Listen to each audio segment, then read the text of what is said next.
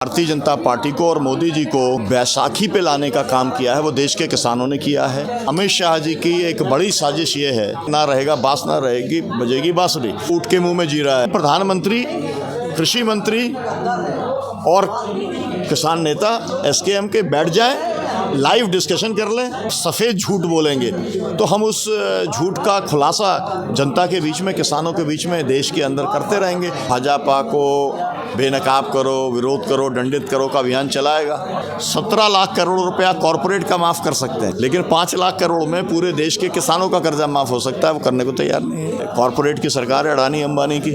दमन की कार्रवाई मोदी सरकार ने आते साथ ही शुरू कर दी। नेशनल दस्तक आप देख रहे हैं, मैं हूं आपके साथ अबरारुल हक रहमानी। किसान एक बार फिर से अपनी मांगों को लेकर के सरकार के ख़िलाफ़ आवाज़ उठाना शुरू कर चुका है। आज जो है प्रेस क्लब ऑफ इंडिया में एक बड़ी बैठक हुई थी। इस पूरे मुद्दे पर बातचीत करने के लिए मेरे साथ एक बड़े चेहरे हैं, किसान आंदोलन के कहें, किसानों के कहें, और इनसे ही समझते हैं कि आखिरकार अब किन मांगों को लेकर, किन बातों को लेकर के आप लोगों को ये बैठक करनी है। मैं डॉक्टर सुनीलम हूँ, एसकेएम की कोर कमेटी का सदस्य हूँ। कल जो जनरल बॉडी की मीटिंग हुई थी उसके जो फैसले लिए गए हैं उससे मैं आपके दर्शकों को अवगत कराता हूँ। सबसे पहली बात तो ये थी कि हमने पूरे चुनाव का विश्लेषण किया।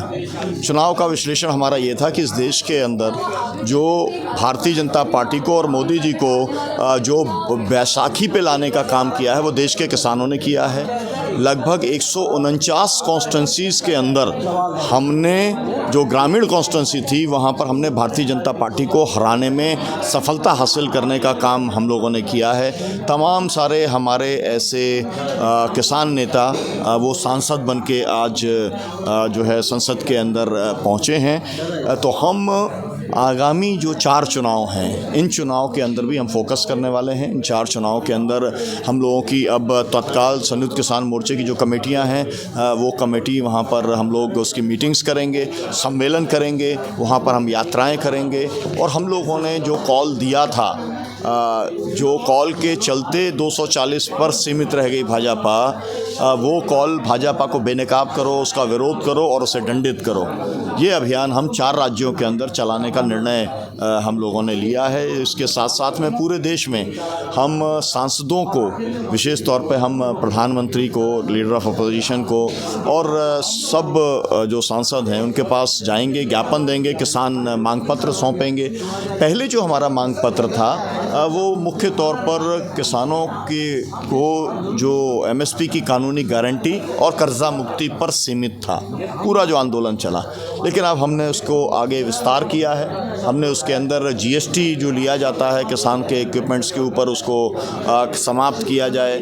हमने लैंड एक्विजिशन के सवाल को जोड़ा है उसके अंदर कि लैंड एक्विजिशन जो है कृषि भूमि का ना किया जाए, उसके ऊपर रोक लगाई जाए। अगर किया जाता है तो वो सहमति से किया जाए, आज के कानून के मुताबिक उसके ऊपर बातचीत हो। इसके साथ साथ में हम लोगों ने तमाम सारे जो इनपुट की कॉस्ट है उसको रिस्ट्रिक्ट करने के लिए हम लोगों ने कहा है 10,000 रुपया का पेंशन किसानों को मिलनी चाहिए, ये हमारा सवाल है। इसके साथ में प्राइवेटाइजेशन जो बिजली का है उसके ऊपर रोक होना चाहिए, यह भी बात है। मिनिस्ट्री ऑफ जो कोऑपरेशन है, मतलब है ये कि असल में अमित शाह जी की एक बड़ी साजिश ये है कि जो कोऑपरेटिव स्टेट्स के हाथ में हैं वो सीधे सीधे अपने हाथ में लेना चाहते हैं, मतलब सेंटर के हाथ में लेना चाहते हैं। इसलिए उन्होंने उसकी एक मिनिस्ट्री बनाई है। हम उस मिनिस्ट्री को एबॉलिश करना चाहते हैं, हम उस मिनिस्ट्री को ख़त्म करना चाहते हैं, क्योंकि मतलब जिसे कहेंगे ना रहेगा बांस ना रहेगी बजेगी बांसुरी। और ये भी है कि जो कॉन्स्टिट्यूशन है, कॉन्स्टिट्यूशन में बहुत क्लियर कट डिफाइंड है कि कोऑपरेटिव्स जो है वो राज्य का विषय है, लेकिन उसको जो है सेंट्रल गवर्नमेंट अपने हाथ में लेने का काम कर रही है, तो उसके खिलाफ भी बीजेपी कह रही है कि किसानों को सबसे ज़्यादा मान सम्मान भाजपा के राज्य में ही मिला है। भाजपा का राज्य में मध्य प्रदेश है, भाजपा के राज्य से आता हूँ। मेरे यहाँ पर शिवराज सिंह जो अभी कृषि मंत्री हैं, उन्होंने गोली चालन करवाया था, 6 किसान उसमें शहीद हुए थे। देश के अंदर जो आंदोलन 380 दिन का चला था, उसमें हमारे 736 किसान जो है वो शहीद हुए थे। तो सम्मान की क्या, ये तो मतलब जीवन देने के लिए भी तैयार नहीं है, मतलब जीवन लोगों को मिले इसके लिए भी तैयार नहीं है। बीजेपी ने अपने दावे को निभाया, तो उन्होंने बोला था कि एमएसपी का रेट बढ़ाएंगे, बढ़ा दिया है। भाजपा तो यही कह रही है। देखिए, वो ऊँट के मुंह में जी रहा है। मतलब ये है कि असल में हम कुछ बढ़ाना अड़ाने की बात नहीं, बढ़ाने की बात तो होगी कि आप महंगाई के साथ में जोड़ दो एमएसपी को। जितना महंगाई बढ़ेगी उतनी एमएसपी बढ़ेगी, है ना। जैसा कर्मचारियों के लिए आप करते हैं, डीए देते हैं, उनको करते हैं, है ना, वो भी पूरा नहीं देते, पार्शियल देते हैं। लेकिन यहाँ पर तो मुख्य बात यह है जिसमें नेशनल एक कंसेंसस बना हुआ है, C2 + 50%, स्वामीनाथन कमीशन को लागू करने का मामला। तो हम लोग तो ये चाहते हैं कि आप सीधे सीधे जो लागत आ रही है उससे 1.5 गुना हमको दो, उसमें किसानों के जो ज़मीन है उसका किराया जोड़ो, उसकी जो पूंजी लगी है उसका ब्याज जोड़ो। ये सेट प्रिंसिपल है। हम तो ये चाहते हैं कि प्रधानमंत्री, कृषि मंत्री और किसान नेता SKM के बैठ जाएं, लाइव डिस्कशन कर लें, है ना, ताकि ये जो फ्रॉड है कि एमएसपी हम दे रहे हैं वो खुल करके पूरे देश के सामने आ जाए। हम लोग तो कई बार सामने रखे। स्वामीनाथन कमीशन की चर्चा हमेशा से रही है। जब आप पहली बार बैठे थे धरना प्रदर्शन पर, तब उस समय क्या सरकार से बात चली? सरकार तो हमसे कहती रही कि हम देंगे। जब 9 दिसंबर 21 को जब उन्होंने हमको एक आश्वासन पत्र दिया था, उसमें भी लिख के दिया था उन्होंने, लेकिन उसे पूरा नहीं किया। पार्लियामेंट में बोलते रहते हैं, बजट अभी आएगा, बजट के अंदर बोल देंगे कि हम तो दे रहे हैं। मतलब अगर आपने ये तय किया हुआ है कि आप सफ़ेद झूठ बोलेंगे, तो हम उस झूठ का खुलासा जनता के बीच में, किसानों के बीच में, देश के अंदर करते रहेंगे। इसीलिए हमने ये प्रोग्राम्स जो हैं हमने बनाए हैं। मतलब 16, 17, 18 का जुलाई का कार्यक्रम मेमोरेंडम देने का, 9 अगस्त को पूरे देश में कॉरपोरेट के खिलाफ में, कॉरपोरेट भारत छोड़ो, एक आंदोलन चला था 1942 में। अब 82 साल हो गए, 82 ईयर्स हो गए। अब जो है हम कह रहे हैं कि कॉरपोरेट भारत छोड़ो, और इस लड़ाई को हम ट्रेड यूनियंस के साथ में मिलकर लड़ेंगे, उनके साथ में मिलकर के हम जो है आगे बढ़ेंगे। 9 अगस्त का, 17 अगस्त को पंजाब के अंदर, 17 अगस्त को पंजाब के चीफ मिनिस्टर और उसके मिनिस्टर्स का घेराव किया जाएगा। वहाँ पर जो है 3 घंटे का धरना दिया जाएगा। और जो वाटर क्राइसिस है, कर्ज और किसानों के कर्जे का क्राइसिस है, वहाँ पर भारत और पाकिस्तान के बीच में सीधे ट्रेड होना चाहिए। गुजरात वाया गुजरात नहीं, वाया अडानी पोर्ट नहीं, सीधे जब हो सकता है तो वो करने के लिए इन सब मांगों को लेकर के हम लोग, जो बिजली का प्राइवेटाइजेशन हो रहा है उसको रोकने के लिए, इन सब सवालों को लेकर के हम लोग जाएं। बीजेपी एक और आरोप लगाती है आप लोगों पर कि विपक्ष के जो चेहरे हैं वो आपका मंच हाईजैक कर रहे हैं। हमारे मंच के ऊपर कोई नेता अलाउड ही नहीं है। हमारे अपने सांसद, हमारे जो सदस्य थे, हमारे यहाँ पर एकदम साफ है। आप सदस्य रह के चुनाव नहीं लड़ सकते, तो हमारे जो सदस्य हैं उनमें से जो आज चुनाव लड़े, जो आज सांसद बने, है ना, वो हमारी मीटिंग में नहीं आए।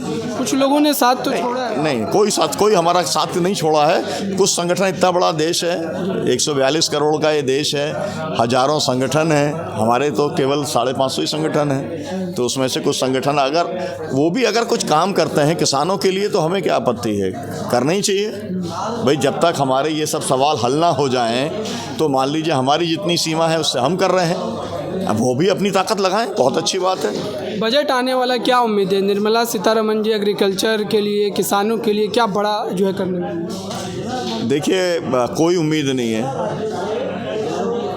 लेकिन अभी 4 राज्यों के चुनाव हैं। वहाँ पर SKM सक्रिय होकर के कमेटियाँ बना के, सम्मेलन करके, यात्रा करके, वहाँ पर भाजपा को बेनकाब करो, विरोध करो, दंडित करो का अभियान चलाएगा। वोट की चोट से आप सरकार, उसके लिए शायद कुछ थोड़ा मोड़ा, जिसे कहते हैं टोकन, सरकार कुछ कर दे असेंबली इलेक्शंस को देखते हुए। इसके ज़्यादा कुछ उम्मीद हमें नहीं है। वो 17 लाख करोड़ रुपया कॉरपोरेट का माफ़ कर सकते हैं, लेकिन 5 लाख करोड़ में पूरे देश के किसानों का कर्जा माफ़ हो सकता है, वो करने को तैयार नहीं है। तो ये तो सरकार कॉरपोरेट की सरकार है, अडानी अंबानी की। 4 राज्यों के चुनाव का आपने जिक्र किया, आप लोगों की क्या रणनीति है, कैसे सरकार के खिलाफ मोर्चा बंद उठाएं? देखिए, हमारी रणनीति तो एक ही होती है, किसानों के बीच में जाओ, उन्हें किसान विरोधी पॉलिसीज़ कैसे भाजपा ने लागू की हैं उसका दंश वो झेल रहे हैं, वो उन्हें बताने का काम करो और उन्हें बताओ कि भाई अगर आज हमने इस तरीके से कर दिया तो आज वो दमन करने की हिम्मत नहीं पड़ेगी। हालांकि दमन की कार्रवाई मोदी सरकार ने आते साथ ही शुरू कर दी। मेधा पाटकर को जो सज़ा हुई है आपने देखा, 5 महीने की सज़ा, 10 लाख का जुर्माना, और वो सज़ा कैसे व्यक्ति ने कराई है आप सोचिए। VK सक्सेना यहीं का आपका लेफ्टिनेंट गवर्नर है और इस व्यक्ति ने खुद ने हमला किया था, खुद ने साबरमती में हमला किया, इसके साथ में और भी लोग थे, FIR दर्ज है ना। वो उस पर कोई प्रोसीडिंग आगे नहीं बढ़ रही, लेकिन एक फर्जी मेल के आधार पर अपना मानहानि का केस दायर किया, उसके अंदर सज़ा हो गई और अब जो है मेधा पाटकर जी को जो है जेल भेजने की तैयारी है। आपने देखा कि UAPA लगा दिया जो है उनके ऊपर, अरुंधति रॉय के ऊपर। सरकार दमन करना चाहती है लेकिन हम लोग दमन से लड़ने के लिए तैयार हैं। ये जो 3 क्रिमिनल लॉज के अंदर जो परिवर्तन किया है ना, इससे बहुत ज़्यादा फ्री हैंड मिल गया है अब सरकार को। किसानों पर इसका क्या असर पड़ेगा? देखिए, किसानों का जो है, किसानों के ऊपर असर तो मतलब हम लोग बिना डर के आंदोलन करने वाले लोग हैं, तो इसलिए सरकार कितना भी रिप्रेशन कर ले हमारे ऊपर कोई असर पड़ने वाला नहीं है। लेकिन सरकार तो आप जैसे लोगों को जो आवाज़ उठा रहे हैं सबको जेल में डाल रही है। ED CBI हम तो ये कहते रहे हैं, 550 संगठन हैं, उनके अध्यक्ष हैं और जनरल सेक्रेटरी हैं, उनको जेल में डाल दो। 28 पार्टियां इंडिया गठबंधन की, उनके अध्यक्ष हैं, उनको जेल में डाल दो। हिम्मत तो दिखाओ ना, डरपोक हैं। इनका मकसद जो है वो कॉरपोरेट के लिए काम करना है ना, और बाकी सब लोग जो है चुपचाप रहें, सब जो चल रहा है वो चलता रहे, बस उतना करना चाहते हैं ना, दम नहीं है बहुत ज़्यादा। चलिए, बहुत बहुत धन्यवाद हमसे बात करने के लिए। तो ये तमाम बड़े सवाल हैं दर्शकों जो इस समय किसानों के जहन में है, जनता के जहन में है। और अब किसान जिस तरीके से बातचीत में जिक्र किया गया कि 4 राज्यों के चुनाव को लेकर के रणनीति बनाई जा रही है, क्या वाकई फिर से एक बार सरकार को झुकने पर मजबूर किया जाएगा? आप क्या सोचते हैं पूरी बातचीत पर कमेंट बॉक्स में ज़रूर बताइएगा। जुड़े रहें नेशनल दस्तक के साथ। नेशनल दस्तक की आपसे गुजारिश है कि अगर इसको बचाना चाहते हैं तो नेशनल दस्तक को सब्सक्राइब करने के लिए रेड कलर के सब्सक्राइब बटन को दबाएं, फिर बेल आइकन की घंटी दबाएं। नेशनल दस्तक को बचाने के लिए बहुत जरूरी है कि हर खबर को शेयर करें, लाइक करें, कमेंट जरूर करें।